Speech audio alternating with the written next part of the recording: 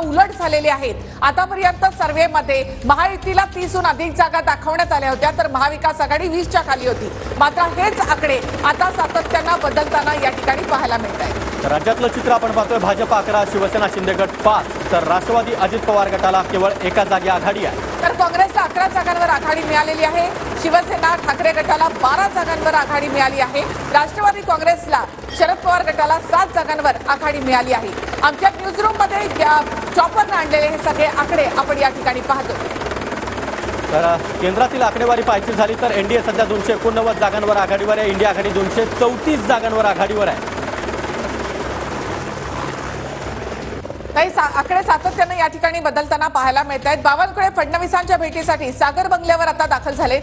भाजपचे प्रदेशाध्यक्ष बावनकुळे फडणवीसांच्या भेटीसाठी सागर बंगल्यावर दाखल झालेत। महायुती 17 आणि महाविकास आघाडी 30 या आकड्यानंतर आता बावनकुळे फडणवीसांची भेट घेण्यासाठी सागर बंगल्यावर दाखल झाले।